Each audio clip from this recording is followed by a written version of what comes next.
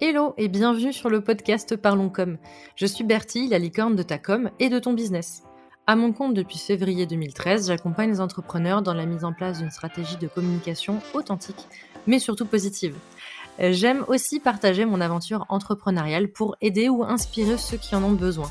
Seul ou accompagné, je vais te parler de stratégie de communication, d'entrepreneuriat et te partager des anecdotes un petit peu croustillantes. Si ça te tente, tu es au bon endroit, alors let's go!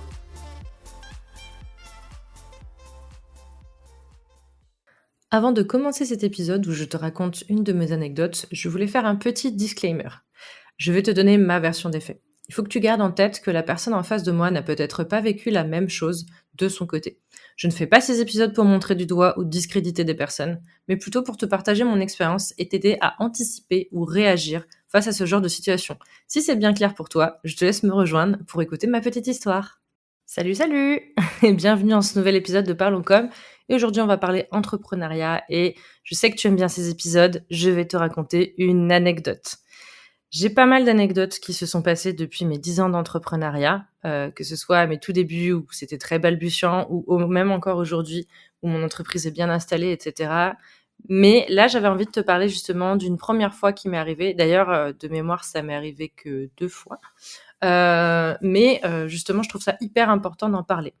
Qu'est-ce qui s'est passé? C'est la première fois qu'une cliente a décidé de stopper notre collaboration de manière unilatérale, c'est-à-dire vraiment, c'est elle qui a décidé de stopper cette collaboration-là. Je vais t'expliquer un petit peu comment ça s'est passé et te remettre dans le contexte pour que tu aies un petit peu tout en tête. Pareil, hein, comme d'habitude, tu l'as certainement entendu dans le disclaimer, mais je ne suis pas là pour critiquer la cliente, absolument pas justement. Je trouve ça hyper intéressant et je ne suis pas là pour dire c'est pas bien ou quoi. Je suis là pour te raconter une anecdote et t'expliquer comment je l'ai vécu et comment j'ai pu, faire avec par la suite. Voilà. Alors, on repart en 2015, donc il y a déjà quelques années. Il y a bientôt 10 ans, ça fait peur, mais bref, on repart en 2015.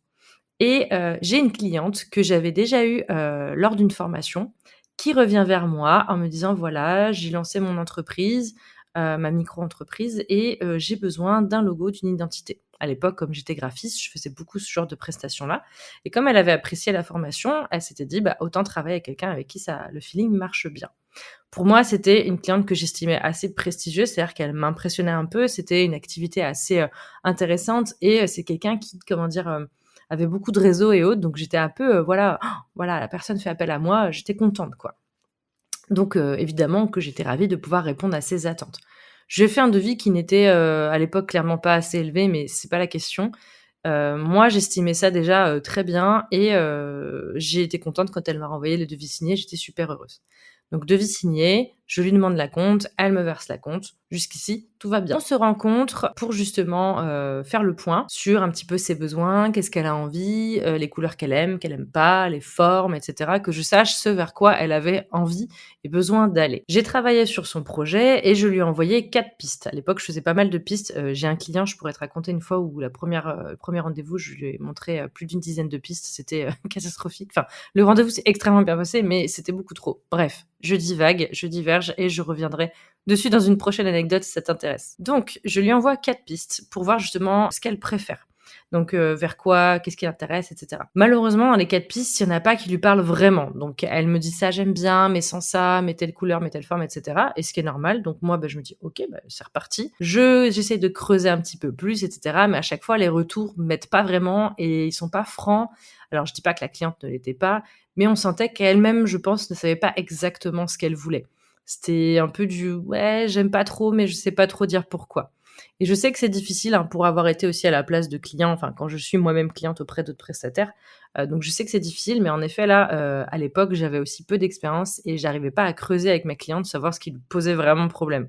Aujourd'hui, c'est beaucoup plus facile pour moi de creuser ces éléments-là, mais à l'époque, j'étais un peu en mode, «D'accord, bon, je vais essayer d'autres trucs». Donc j'ai fait plein de pistes, plein de trucs, ça marchait pas trop. Je retravaille tout ça, je lui envoie la 2e, 3e planche, voilà, ça marche. Je sentais que c'était pas fifou et je commençais à m'inquiéter parce que je sentais que j'étais en train de la perdre et franchement, bah, ça m'emmerdait parce que j'aimais bien la cliente, j'aimais bien son projet et comme je t'avais dit, c'était un peu pour moi une cliente un petit peu prestigieuse donc j'ai voilà, je voulais pas la perdre. Déjà parce que j'étais contente de travailler là-dessus, mais aussi, bah, pour l'image, de ma boîte et cetera, quoi. Même si à l'époque, j'étais encore un peu en mode side project, c'était quand même important pour moi et au bout de quelques échanges, elle me répond qu'elle préfère qu'on arrête là et que ça lui convient pas et que, bah, voilà, ma proposition ne lui va pas et qu'elle préfère travailler avec quelqu'un d'autre. Sur le moment, j'étais ultra déçue, mais vraiment déçue de moi, en fait, à me dire, bah, j'ai pas réussi à comprendre ce qu'elle voulait, j'ai pas réussi à, mmh, à retranscrire ses idées, justement et ses attentes. Donc, pour moi, c'était un vrai échec, de ce côté-là. J'étais vraiment embêtée. Mais bon, je me rappelle que j'ai bien fait de demander un account par contre, parce que sinon tout ce travail-là aurait été, fait, bah, pour rien. Donc, heureusement, bah, j'avais eu l'acompte. On arrête la prestation là, enfin la collaboration là et du coup, bah, je lui confirme que c'est OK, que c'est terminé, que je comprends et cetera et donc, bah, j'ai touché 30 de la somme que j'avais, du coup, demandée. Donc ce qui était déjà ça, hein, heureusement. Et de toute façon, c'est totalement son droit de vouloir arrêter. C'est aussi le game, enfin quand tu travailles, à ton compte, tu as aussi justement, bah, ces moments-là où le client, il veut plus, il veut pas, ou tu lui conviens pas et cetera. Donc voilà, je comprenais, j'étais déçue, mais je me suis dit: «Bah, de toute façon, c'est comme ça». Donc c'est son droit et elle a raison, et je trouve en plus qu'elle avait totalement raison parce que si, ce que je faisais ne lui correspondait pas, fallait arrêter le plus tôt possible pour les 2 parties, en fait, qu'elle perde pas de temps et moi non plus. Donc voilà. Honnêtement, ça me met un coup au moral, mais bon, je relativise, je me dis: «Tant pis» et j'essaye vraiment de remonter la pente, mais ça sur le moment, ça m'a vraiment touchée. J'étais vraiment, assez, déçue de moi-même. Mais bon, quelques semaines plus tard, je vois passer un post sur les réseaux sociaux, justement, de cette personne-là avec son nouveau logo et évidemment, bah, moi, je me jette dessus. Je me dis: «Puis je veux voir, qu'est-ce que c'est, à quoi ça ressemble, quelle piste elle est allée voir, qu'est-ce que j'aurais pu lui proposer?» Enfin voilà, vraiment dans l'idée d'évoluer, en fait et de me dire: «OK, qu'est-ce que j'ai loupé, en fait?» Et elle met pas qui l'a fait. Je me souviens qu'elle avait pas mis qui l'avait fait, donc ça j'étais un peu en mode: «Ah, j'aurais bien aimé savoir». Pas pour de l'espionnage industriel, hein, vraiment, mais en mode: «Tiens, avec qui est-ce qu'elle a décidé de travailler? Et quelle est cette personne qui a mieux compris ses attentes et cetera? Est-ce que je pourrais, m'inspirer d'elle? Est-ce que ça pourrait m'aider?» Et cetera. Donc elle dit pas, donc bon. Mais par contre, quand je regarde la piste, je me dis: «Tiens, c'est marrant, ça me parle, ça me dit quelque chose». Je retourne dans mon dossier client, parce que je supprime jamais rien, évidemment, au cas où. Je regarde un peu, je fouille dans mes pistes et je regarde, je fais: «Ça ressemble vachement à une des pistes que j'avais envoyées». Ouais, en fait, c'est bien ça, c'était un des logos que j'avais proposé. Il y avait eu des retouches dessus, hein, clairement, c'était pas exactement ce que j'avais proposé, mais ça ressemblait quand même pas mal. On va pas dire que c'était du plagiat, mais c'était très, très fortement inspiré. Donc sur le moment, j'aurais pu m'énerver. Enfin, j'ai eu un petit moment de: «Ah ouais, d'accord», je vais pas dire le contraire. Mais en fait, après, je me suis dit: «Bah, en fait, ça me rassure» parce que ce qui m'avait le plus fait rager dans ce projet, c'était que j'avais loupé, j'avais pas compris, j'avais pas su accompagner. Et quand j'ai vu ça, je me suis dit: «Alors soit, bah, en fait, c'est ça dont elle avait besoin, soit elle s'est rabattue dessus parce que, bah, elle avait rien d'autre et elle a tenté ça, hein, c'est possible aussi». Mais je me suis dit: «Bah, au moins le logo qu'elle a validé et qu'elle utilise», alors qu'elle utilise plus aujourd'hui, hein, bien sûr, mais qu'elle a utilisé à ce moment-là, bah, c'était une des pistes que j'avais proposées, donc j'étais pas complètement à côté de la plaque et ce que j'avais proposé était quand même cohérent. Donc ça m'a fait plaisir parce que au bout du compte, mon boulot a quand même été, pas en vain. Bien sûr que j'aurais préféré qu'on aille au bout de la collaboration, que j'aurais préféré qu'on travaille ensemble, que j'aurais préféré toucher 100 de la somme, je vais pas non plus, le cacher.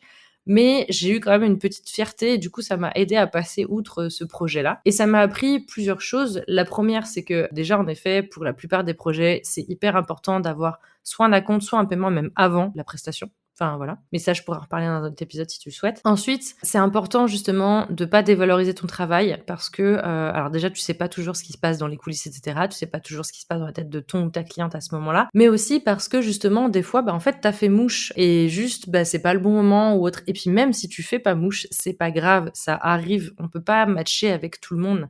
Dernièrement, j'ai un client qui cherchait à refaire son identité, un client que j'accompagne en stratégie. S'il m'écoute, je passe le bonjour et dans ma tête, j'avais 3 graphistes avec qui je travaille régulièrement que je pouvais lui proposer. Et j'avoue que, bah, je lui en ai présenté qu'une seule en fait, parce que je savais déjà d'avance que les 2 autres n'auraient pas matché avec ce qu'il attendait en termes de style et cetera. Donc je me suis dit: «C'est pas la peine que je lui montre des graphistes qui ne correspondent absolument pas à ses besoins». Je lui en ai parlé, je les ai pas cachés, hein, mais je lui en ai parlé rapidement, mais je lui ai surtout mis en avant une des 3.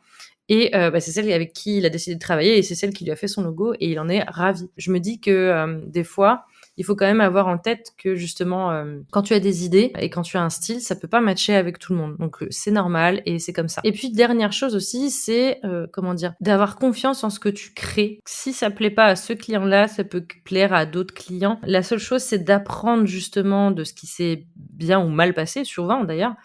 Alors, on dit souvent apprendre de ses erreurs, mais c'est même pas forcément des erreurs, mais voilà, apprendre de ce qui s'est potentiellement mal passé pour justement construire ta prochaine relation avec ton client. Voilà un petit peu, j'espère que cette anecdote, elle aura pu te servir.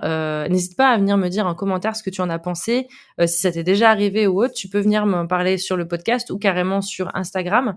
Je serais ravie justement d'échanger avec toi à ce sujet-là. N'aie vraiment pas peur de venir me parler, moi j'adore discuter, donc ce sera avec très grand plaisir. Merci d'avoir écouté cet épisode. S'il t'a plu, laisse-moi une note et un commentaire sur ta plateforme de podcast préférée.